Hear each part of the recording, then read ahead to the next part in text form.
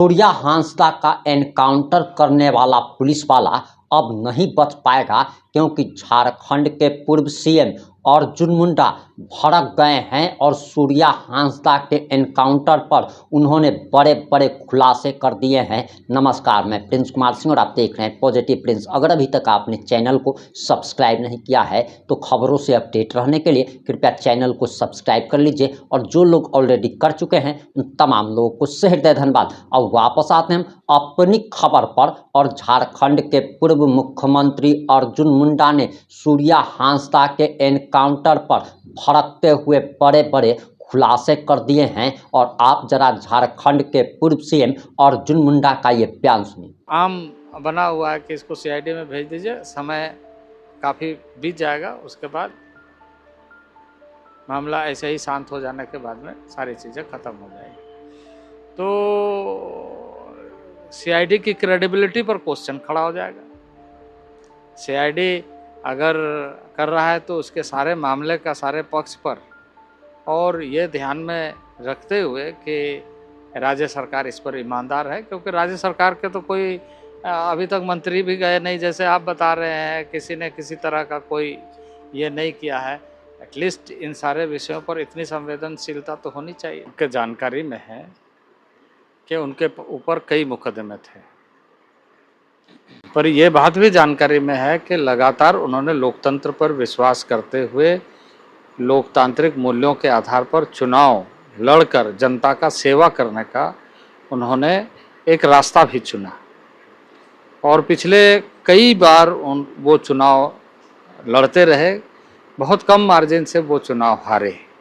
इससे यह साफ पता चलता है कि लोगों का उनके प्रति एक विश्वास है। चुनाव हारना जीतना अपने जगह पे है, लेकिन लोगों का विश्वास है और लोगों ने उन्हें मतदान किया है। अब दूसरी बात यह है कि वो उनके ऊपर में कई मुकदमे हैं, तो मुकदमे कई बार इसलिए इस क्षेत्र में अधिक होती है क्योंकि ये मिनरल रिच एरिया है, और मिनरल रिच होने के कारण विस्थापन बहुत अधिक होता है। और विस्थापन की बातों को यदि कोई उठाता है तो प्रशासन सबसे पहले इसी तरह का हथकंडा अपनाता है कि उस पर मुकदमा कर दिया जाए ताकि वो शांत रहे, या फिर इसी बहाने उसको जेल भेज दिया जाए। तो ऐसे ही स्थितियों से वो उभरते रहे और जनता के बीच में काम करते रहे।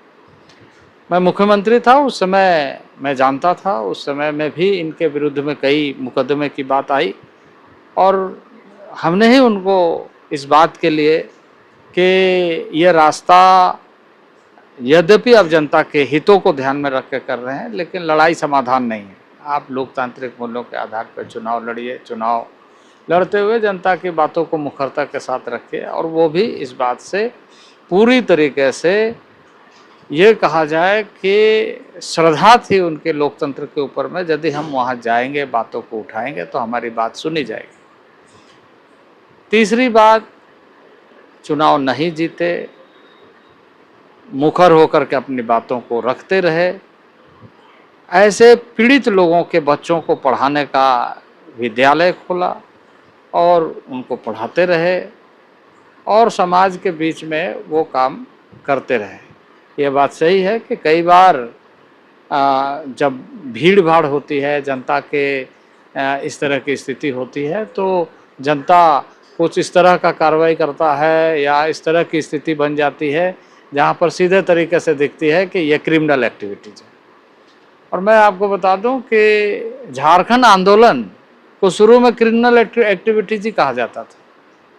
झारखंड आंदोलन में कई लोग आज जो आंदोलनकारी चिन्हित किए जा रहे हैं, उस पर मुकदमा क्या है, उनके मुकदमा को आप अध्ययन करिए तो आपको पता चलेगा कि उनके ऊपर में मुकदमा, क्योंकि उस समय कोई गिरफ्तार आदमी तो लिखता नहीं था, तो प्रशासन लिखते थे, तो प्रशासन उसके ऊपर में कई तरह की धाराएं,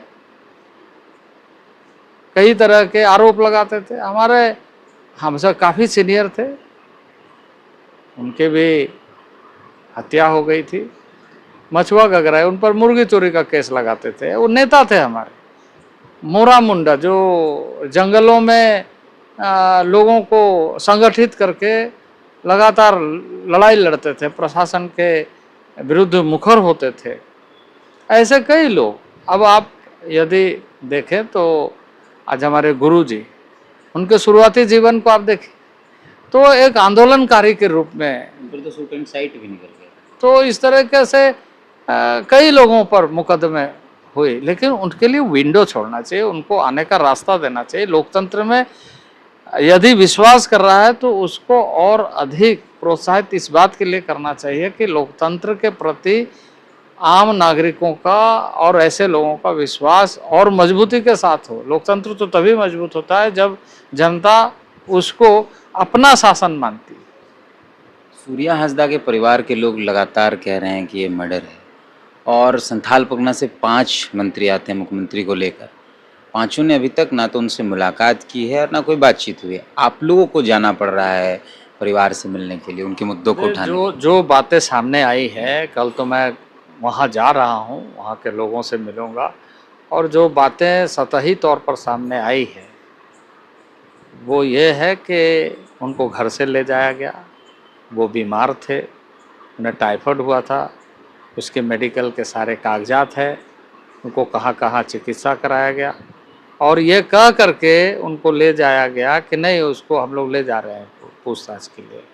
और फिर वो जब बीमार थे, जब वो चलने में समर्थ नहीं थे, और वो भी जॉन्डिस हुआ था उनको, ऐसा लोग बताते हैं। और कल सारी चीज़ों को हम वहाँ जा कर के और अधिक लोगों के साथ संवाद करेंगे तो और बातें सतह पर आएगी।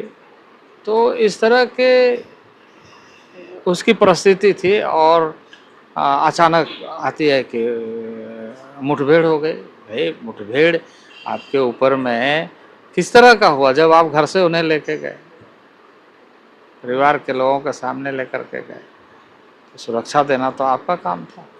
आप लोग क्या मांग कर रहे हैं? आप लोग कल जाएंगे, परिवार के लोग तो मैं सीबीआई। सबसे पहले उन लोगों की बातों को सुनूंगा, वहाँ के परिस्थितियों का, और जिस तरह की घटना घटी है निश्चित रूप से इस पर क्या आगे कार्रवाई होगी उसका स्पष्ट नीति निर्धारण की सीआईडी को जाएगी। तो दे दिया गया है। देखिए सीआईडी को दे दिया गया है, सीआईडी को मैं ये नहीं कहूँगा कि उसके जांच पर क्या अनुकूल प्रतिकूल परिणाम आएगा कि क्योंकि सीआईडी में कई बार लोग एक आम बना हुआ है कि इसको सीआईडी में भेज दीजिए, समय काफ़ी बीत जाएगा, उसके बाद मामला ऐसे ही शांत हो जाने के बाद में सारी चीज़ें ख़त्म हो जाएगी। तो सीआईडी की क्रेडिबिलिटी पर क्वेश्चन खड़ा हो जाएगा।